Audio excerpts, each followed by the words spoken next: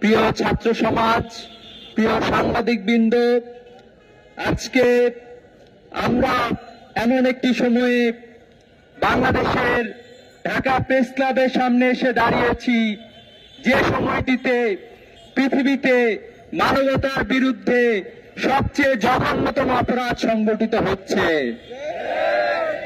আমরা দেখতে পাচ্ছি রোজার মাসে সেহরির মুহূর্তে, যে সময়টাতে মুসলিম বিশ্ব ইফতারের জন্য, সেহরির জন্য উঠে সকল ধরনের প্রস্তুতি সম্পন্ন করে, সেই সময়টিতে গাজা সহ ফিলিস্তিনের অসংখ্য গ্রামে ইসরায়েলি বর্বর সৈন্যরা হামলা চালিয়েছে।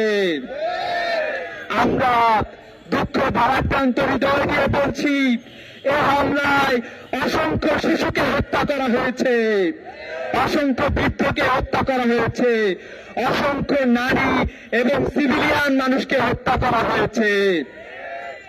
আমরা বলতে চাই, কোথায় পৃথিবীর মানবাধিকার সংগঠনগুলো যারা মানবাধিকারের পক্ষে বড় বড় কথা বলে, তারা কেন এখন চুপ রয়েছে?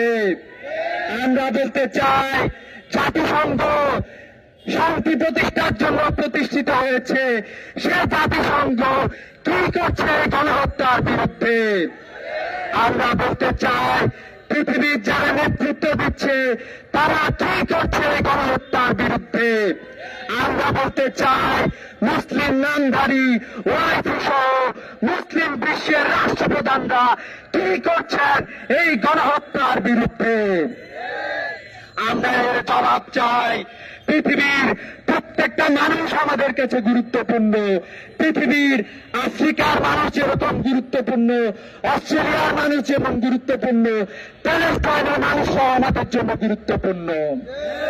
আমরা বলতে চাই, ইউক্রেনে যখন হামলা হয়েছে আমরা এটা নিন্দা এবং প্রতিবাদ জানিয়েছিলাম, কিন্তু আমরা দেখতে পেলাম ফিলিস্তিনে যে আক্রমণ চালানো হচ্ছে, এই আক্রমণের কোন সুরাহা আমরা দেখতে পাচ্ছি না।